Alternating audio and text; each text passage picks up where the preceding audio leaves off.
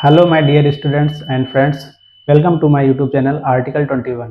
Friends, अभी तक हम अपने लेसन 1 में कुछ एमसीक्यू क्वेश्चन और शार्ट क्वेश्चंस को कंप्लीट कर चुके हैं और आज के इस वीडियो में हम अपने जो बुक में कावेरी बुक में पैराग्राफ दिए हैं और उनके रिगार्डिंग कुछ क्वेश्चन दिए हैं और उनको हम सॉल्व करने की कोशिश करेंगे और प्रैक्टिस करेंगे कि हम सभी क्वेश्चंस का आंसर कैसे दें। यहाँ पे बुक में 2 पैराग्राफ दिए हैं, जैसा कि आप इस बुक में देख पा रहे हैं। आपके पास ये एनसीईआरटी की कावेरी बुक होगी, इसमें 2 पैराग्राफ दिए हैं। पहला पैराग्राफ है और उसकी हेडिंग है क्रिटिकल रिफ्लेक्शन और ये पेज नंबर 10 पे है। आप यहाँ से इसको देख सकते हैं। तो हम सबसे पहले अपने इस पैराग्राफ को सॉल्व करेंगे, जो फर्स्ट वाला पैराग्राफ है। उसके बाद में सेकंड पैराग्राफ दिया है पेज नंबर 11 पे और इसमें भी कुछ क्वेश्चन दिए हैं। दोनों पैराग्राफ से हम जो क्वेश्चन है उनको हम सॉल्व करने की कोशिश करेंगे और हम ये भी समझेंगे कि हम क्वेश्चंस का आंसर कैसे लिखें और जो ऑप्शन दिए हैं उनको कैसे इलिमिनेट करें, जो सही आंसर है उसको कैसे पहचानें। तो आइए स्टार्ट करते हैं। तो यहाँ पे ये पैराग्राफ दिया है हमें, पहला पैराग्राफ, इसको हम रीड करेंगे और यहाँ से किस टाइप के क्वेश्चन पूछे गए हैं उनको हम सॉल्व करेंगे। तो सबसे पहला पैराग्राफ है, इसको हम रीड कर चुके हैं। अपने पैसेज को जब हमने पढ़ा था वहाँ पे हमने पैराग्राफ की रीडिंग की थी और उनकी जो इम्पोर्टेंट वर्ड मीनिंग है उनको भी समझा था। तो यहाँ पे हम क्वेश्चंस को रीड करेंगे क्योंकि हम पैराग्राफ ऑलरेडी पढ़ चुके हैं और सारी मीनिंग और सभी चीजें हमें पहले से ही पता है। तो आइए देखते हैं पहले क्वेश्चन में क्या पूछा गया है। इसमें हमसे पूछा गया है complete the following sentences with the appropriate option. हमें यहाँ पे जो सुइटेबल ऑप्शन हो, जो सबसे अच्छा आंसर हो, यहाँ पे वो ऑप्शन चूज करके यहाँ पे आंसर देना है। यही इस क्वेश्चन में पूछा गया है। और कैसे, यहाँ पे इस पैराग्राफ के रिगार्डिंग जो भी पैराग्राफ से क्वेश्चन बने हैं उसके अंदर ही रहते हुए हमें यहाँ पे इसके सभी आंसर देने हैं। देखिए ना, यहाँ पे क्या लिखा है, read the extracts given below and answer the question that follow. यहाँ पे उसके अकॉर्डिंग ही हमें आंसर देने हैं। जो पैराग्राफ में बातें हमको बताई गई हैं या जो उनसे क्वेश्चन पूछे गए हैं उससे बाहर नहीं जाना है। तो सबसे पहले क्वेश्चन में हम देखते हैं यहाँ पे क्या पूछा गया है, complete the following sentences with the appropriate option. तो देखते हैं पहले क्वेश्चन में क्या है, the phrase never seen her cry in most difficult situations tells us that the grand mother was. अब इसमें हमसे पूछा गया है, एक फ्रेज दे दिया गया है, never seen her cry in the most difficult situation, कि ग्रैंड मदर जो थी उनकी, नरेटर की, सुधा मूर्ति की, उनको उन्होंने कभी भी रोते हुए नहीं देखा था या परेशान नहीं देखा था। तो हमको यहाँ पे बताना है कि इससे क्या पता चलता है, tells us that grand mother, उनके बारे में हमें क्या पता चलता है, वो कैसी थी, स्ट्रॉन्ग विल्ड थी या अंडरस्टैंडिंग थी, कंसिडरेट थी या बोल्ड थी। इन ऑप्शन में से क्या सही होगा? तो इसका राइट आंसर क्या हो जाएगा कि वो कैसी थी, स्ट्रॉन्ग विल्ड थी, यानी कि उनकी जो मानसिक शक्ति थी वो काफी अच्छी थी, काफी मजबूत थी मानसिक रूप से, और किसी भी कठिन परिस्थिति में वो घबराती नहीं थी। कठिन परिस्थितियों का सामना वो डटकर करती थी और उनके अंदर एक डिटर्मिनेशन था, दृढ़ संकल्प था कि मैं कोई भी काम कर सकती हूँ और मेरे लिए एज जो है वो कोई भी बाधा नहीं है, क्योंकि उन्होंने कहा भी था कि एज हैज नो बार। तो यहाँ पे हम इसके रिगार्डिंग आंसर देंगे। तो क्या आंसर सही हो जाएगा? Option number A. दूसरे ऑप्शन जो हैं बी सी डी, ये क्यों नहीं सही होंगे, इन पे भी एक बार विचार कर लेते हैं, इनको भी एक नजर से देख लेते हैं। अंडरस्टैंडिंग, यहाँ पे दूसरे ऑप्शन में दिया है, ऑप्शन नंबर बी में, अंडरस्टैंडिंग। अंडरस्टैंडिंग मीन्स क्या होता है कि जो व्यक्ति दूसरे की भावनाओं को समझता है, उसके विचारों को समझता है, अंडरस्टैंड करता है, वहां पे ये वर्ड आता है। तो यहाँ पे ऐसा कुछ इस पैराग्राफ के रिगार्डिंग नहीं है, इसलिए हम इसको कंसीडर नहीं करेंगे और ये सही आंसर नहीं होगा। तो इस प्रकार से ये आंसर गलत हो जाएगा। अगला ऑप्शन है ऑप्शन नंबर सी, इसमें दिया है कंसीडरेट। कंसीडरेट मीन्स क्या होता है कि किसी के लिए हमदर्द होना, किसी के लिए परेशान होना। जैसे आप ऐसा काम ना करो कि किसी को परेशानी हो। जैसे मान लीजिए आपके घर में रूम में कोई सो रहा है या कोई काम कर रहा है, तो आप ऐसा काम हरकत नहीं करते हो कि उससे वो डिस्टर्ब हो या उसको कोई भी परेशानी हो। तो वहां पे हम वर्ड कंसीडरेट यूज करते हैं। तो ये भी यहाँ पे सही आंसर नहीं होगा, क्योंकि इसका इससे पैराग्राफ से कोई भी रिलेशन नहीं है। अगला क्या है? अगला है बोल्ड। बोल्ड भी गलत हो जाएगा, क्योंकि बोल्ड मीन्स क्या होता है, निडर। जैसे आप किसी प्लेटफॉर्म पे, मंच पे या अपने स्कूल में भाषण दो या कोई भी सेरेमनी अटेंड करो, वहां पे आप खड़े होके बोलते हो, तो वो क्या है, एक साहस दिखाना। बोल्डनेस क्या होता है, साहस दिखाना। जैसे आप कोई भी मैच खेलो, ठीक है, कबड्डी खेलो, कुश्ती खेलो या कुछ भी, तो वहां पे जो आप दिखाओगे, अपना साहस दिखाओगे, वहां पे हम वर्ड क्या यूज करेंगे, गोल्ड, ये बोल्ड। तो यहाँ पे इस पैराग्राफ में ऐसा कुछ नहीं है, इसलिए ये बाकी 3 ऑप्शन क्या है, गलत हो जाएंगे। अंडरस्टैंडिंग, कंसीडरेट और बोल्ड। यहाँ पे कंसीडरेट मीनिंग जो है वो इंपॉर्टेंट है, इसको आप नोट डाउन कर सकते हैं अपनी वोकैब को अच्छी करने के लिए। इसका मतलब क्या होता है, हमदर्द या दूसरे के लिए, दूसरे की भावनाओं की इज्जत करने वाला, कि ऐसा काम ना करने वाला कि जिससे दूसरे को कोई भी परेशानी हो। तो इस प्रकार से यह क्वेश्चन नंबर 1 हमने देख लिया। अगला क्वेश्चन देखते हैं।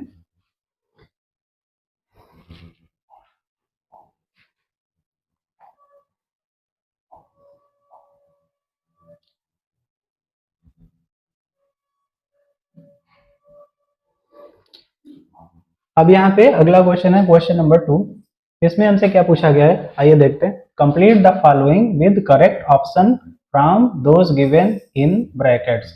अब यहाँ पे हमको ब्रैकेट में ऑप्शन दिए हैं और यहाँ पे एक लाइन दी हुई है, सेंटेंस दिया हुआ है, इसको हमें कंप्लीट करना है। तो इसमें क्या पूछा गया है, grandmother did not reply when the narrator asked if she was alright because she might have been to.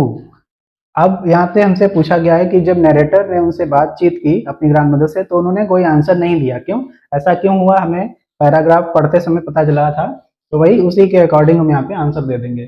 तो ऐसा क्यों हुआ, because she might have been to. She किसके लिए यहाँ पे आया है, ग्रैंड मदर के लिए। वो क्या हो सकती थी, इमोशनल हो सकती थी या टायर्ड थी, क्या थी, because she might have been too emotional या टायर्ड टू रिस्पॉन्ड। रिस्पॉन्ड करने के लिए, रिप्लाई करने के लिए वो क्या थी, थक गई थी। क्या हमने पैराग्राफ में कहीं पे भी ऐसा पढ़ा था कि वो थक गई हो या परेशान थी, ऐसा कुछ तो नहीं था क्योंकि कोई काम करके थक गई हो।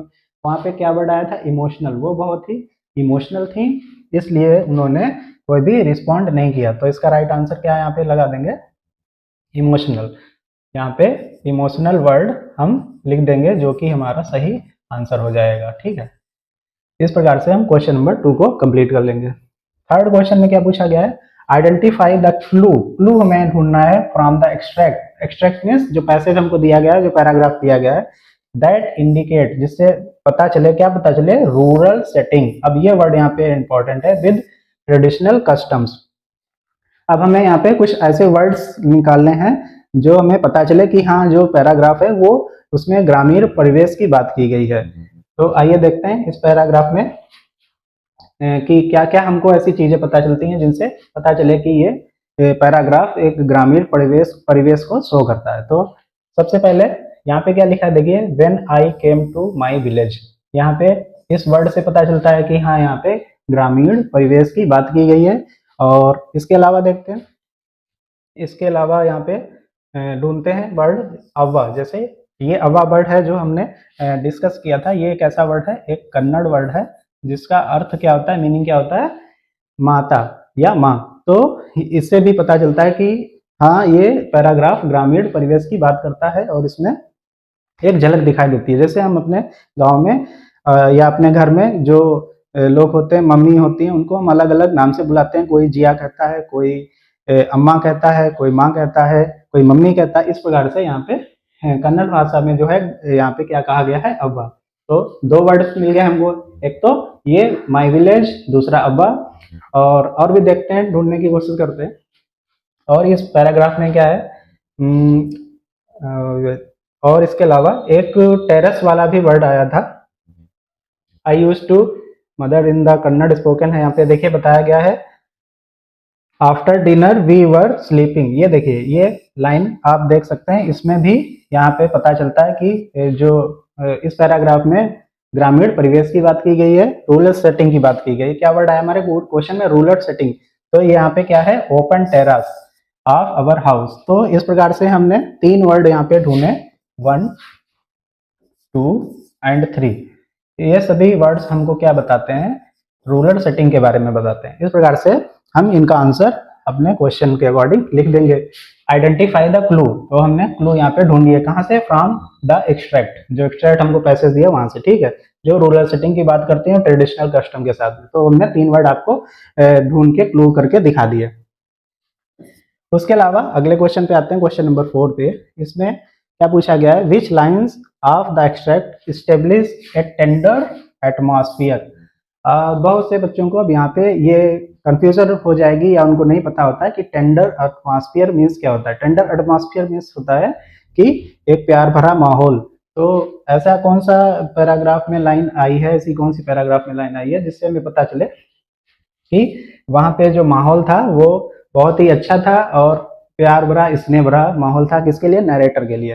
तो यहाँ पे हम देख सकते हैं ये लाइन, इस लाइन से हमें पता चलता है, अब्बा came and sat next to me, her affectionate hand touched my forehead.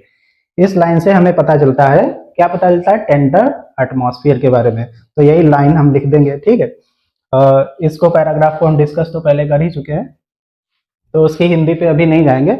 और यहाँ पे ये लिख देंगे इस क्वेश्चन का answer, which line of the extract establish a tender atmosphere. तो ये लाइन हम लिख देंगे कि Avva came and sat near next to me and touched my forehead with their affectionate hands. ये आंसर हम यहाँ पे लिख देंगे, इसका आंसर कंप्लीट हो जाएगा।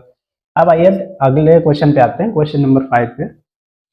इसमें क्या पूछा गया है, क्वेश्चन नंबर 5 में यहाँ पे हमको एक क्वेश्चन देके 4 ऑप्शन दिए हैं और हमसे पूछा गया है कि इसमें से कौन सा सबसे ज्यादा सही है। तो देखते हैं क्या पूछा गया है, which of the following aspect is not emphasised in the given extract. Emphasised means हम डिस्कस कर चुके थे, क्या होता है, जोर देना, किस बात पे, किसी बात पे जोर देना।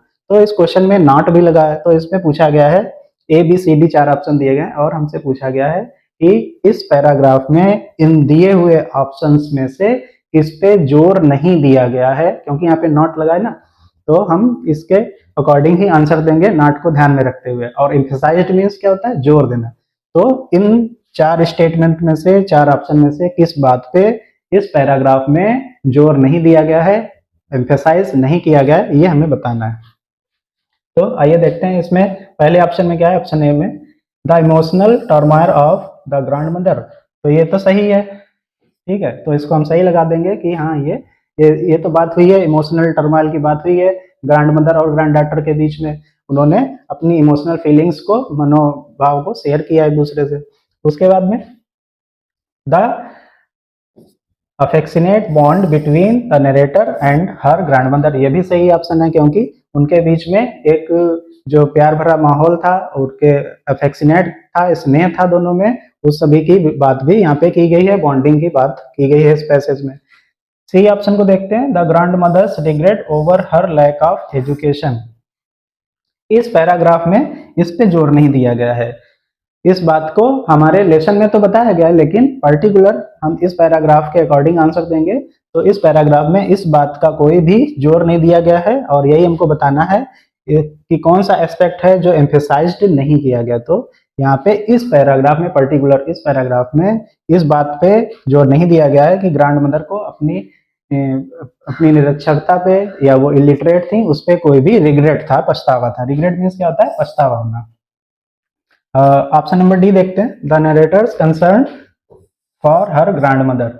इस बात को पैराग्राफ में दिखाया गया है क्योंकि जो नरेटर हैं उनका कंसर्न था, वो मतलब उनके प्रति चिंताशील थी, उनको चिंता थी किसकी, अपनी ग्रैंड मदर की। तो ये देखिए यहाँ पे ये पूछा है ना नरेटर ने, Avva is everything all right, are you okay. तो क्या है, कंसर्न दिखाता है इसके लिए, नरेटर का अपनी ग्रैंड मदर के लिए। तो ऑप्शन नंबर डी तो सही है, यानी कि ये ऑप्शन हमारा इस पैराग्राफ में दिया है, इसलिए ये भी सही है और ए भी सही है।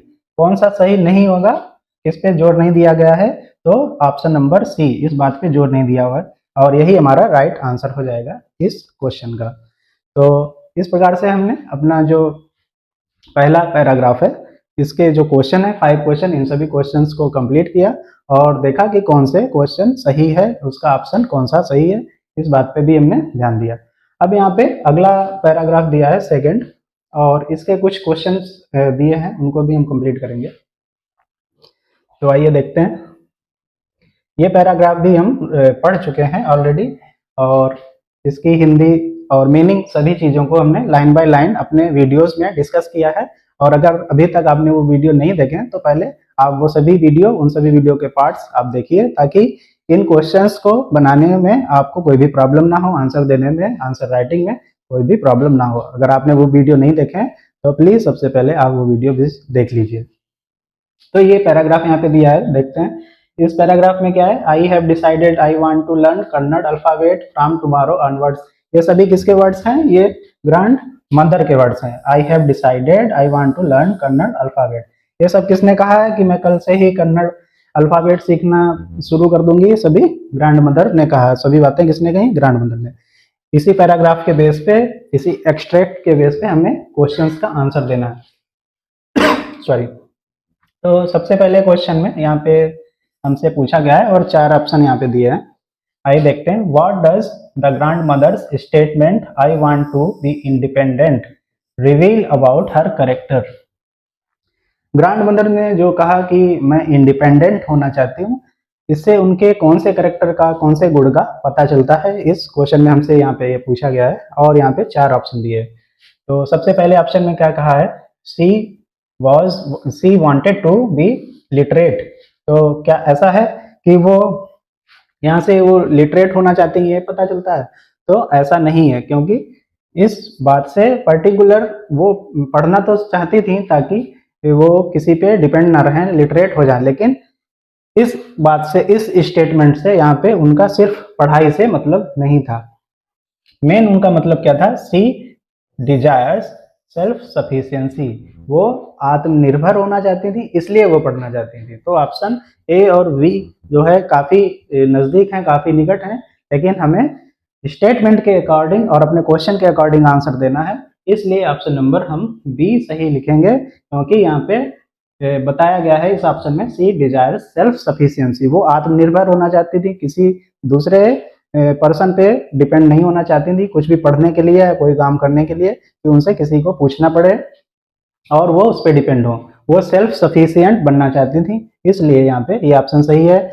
और उसके बाद में ये पढ़ना तो वो चाहती थी, लेकिन हमारे स्टेटमेंट के अकॉर्डिंग ये आंसर फिट नहीं है, इसलिए हम इसको नहीं लगाएंगे। ऑप्शन नंबर बी सही है। ठीक है। उसके अलावा सी भी देख लेते हैं, क्या सी ऑप्शन जो है सही है? सी ऑप्शन में क्या पूछा गया है? She wants to prove her intelligence to other. तो ये तो बिल्कुल ही गलत आंसर है, जैसा कि हम अपना पैराग्राफ में डिस्कस कर चुके हैं। वहां पे कहीं भी ये नहीं आया कि वो अपनी इंटेलिजेंस को, बुद्धिमत्ता को किसी दूसरे व्यक्ति को शो करना चाहती हूँ, दिखाना चाहती हूँ। क्या ऐसा किसी पैराग्राफ में आया है? आप लोग ही बताइए। तो ऐसा बिल्कुल नहीं है, ये हमने कहीं पे भी नहीं देखा कि वो अपनी इंटेलिजेंस को प्रूव करना चाहती हूँ। तो ये सी वाला भी ऑप्शन क्या हो जाएगा? गलत हो जाएगा। अगला देखते हैं। ऑप्शन नंबर डी में कहा है she feels pressured by society to learn. क्या उनको सोसाइटी से, समाज से कोई भी प्रेशर था कि नहीं आप पढ़ना सीखो, आपके ऊपर जबरदस्ती या पढ़ना नहीं सीखोगी तो ये हो जाएगा या वो हो जाएगा? तो ऐसा भी बिल्कुल नहीं है, क्योंकि वो उनके अंदर खुद से ही इच्छा थी पढ़ने की और सभी चीजें, सभी काम करने की, ताकि वो दूसरे पे डिपेंड ना रहे। तो इस प्रकार से ऑप्शन नंबर ए, सी और डी गलत हो जाएंगे। कौन सा ऑप्शन सही है? ऑप्शन नंबर बी सही है, सी डिजायर सेल्फ सफिशिएंसी, क्योंकि वो आत्मनिर्भर होना चाहती थी, दूसरे पे डिपेंड नहीं रहना चाहती थी। अब देखते हैं क्वेश्चन नंबर 2। इसमें हमसे एक फिल इन द ब्लैंक्स पूछा है। तो यहाँ पे क्या लिखा है? Fill in the blank with appropriate option from those given in brackets. तो यहाँ पे क्या बताया गया? स्टेटमेंट देख लेते हैं। The grandmother's determination show that learning has no. तो इसके आगे क्या भर देंगे? ये तो आप बता सकते हैं आसानी से, तो बहुत ही आसान क्वेश्चन है, क्योंकि हमने अपने पैराग्राफ में पढ़ा था।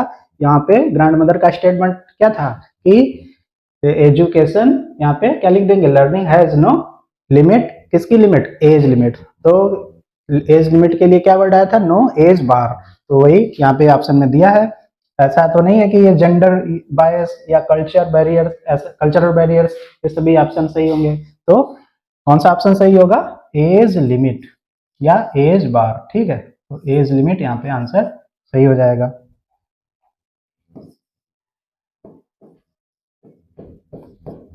तो इस प्रकार से हमने अपना सेकंड क्वेश्चन भी कंप्लीट कर लिया। थर्ड क्वेश्चन पे आते हैं, इसमें देखते हैं। Complete the following with suitable reason. अब यहाँ पे हमें रीजन देके बताना है, क्या बताना है?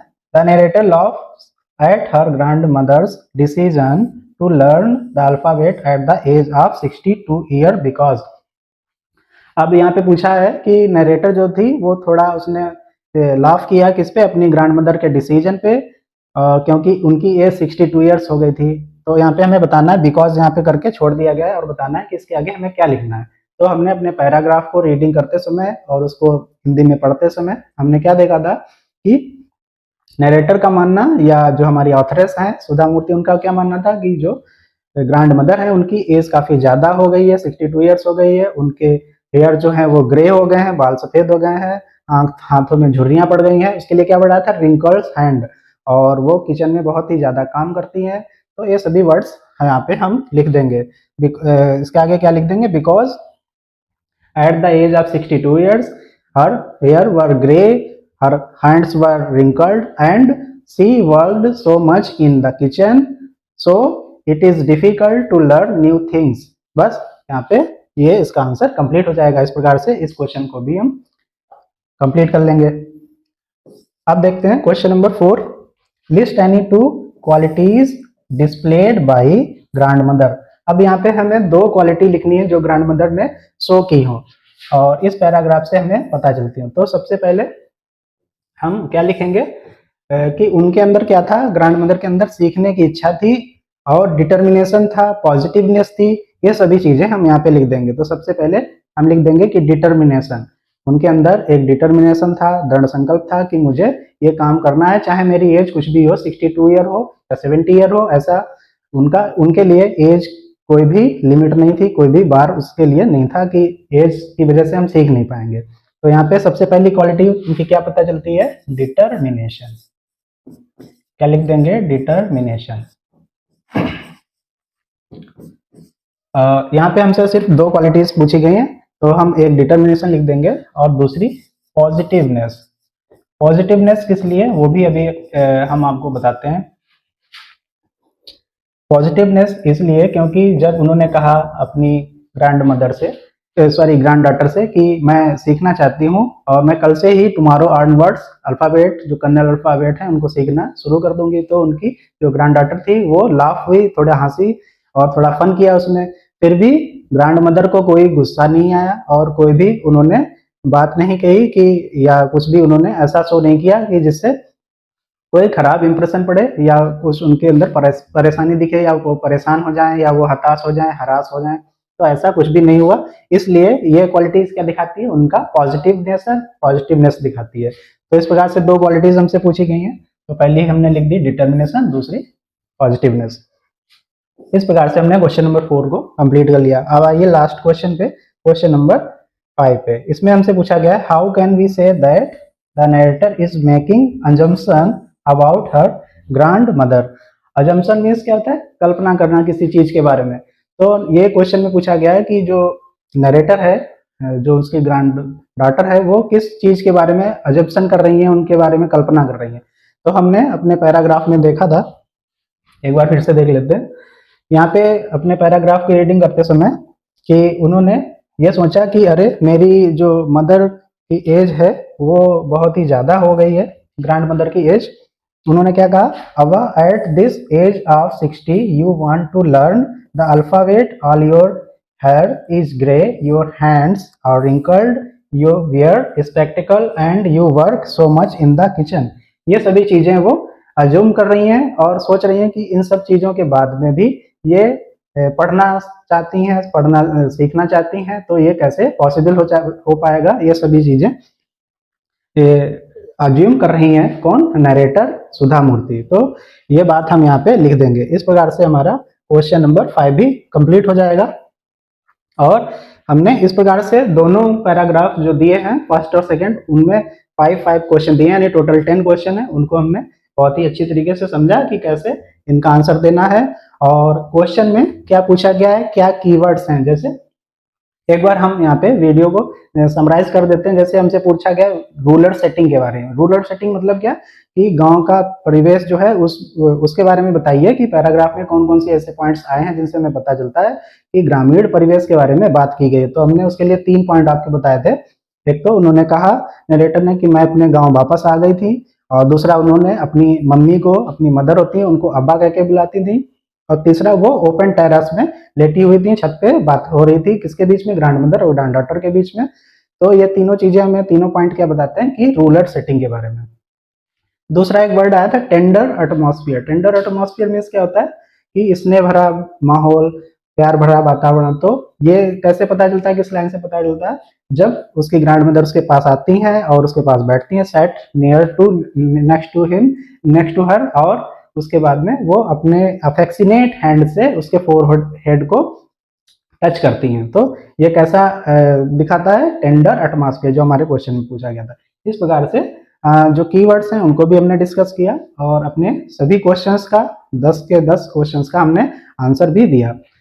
तो इस प्रकार से आगे भी हम अपने जो पैसेज में क्वेश्चन दिए हैं, या जो शॉर्ट क्वेश्चन है, इसके बाद में हमारे स्टार्ट होंगे शॉर्ट क्वेश्चन। यहाँ पे देखिए, यहाँ पे हमसे 1 से लेके और 7 तक यहाँ पे शॉर्ट क्वेश्चन दिए हैं। ये क्वेश्चंस हम अगले वीडियो में डिस्कस करेंगे, और इनका आंसर राइटिंग कैसे करेंगे ये भी आपको बताएंगे।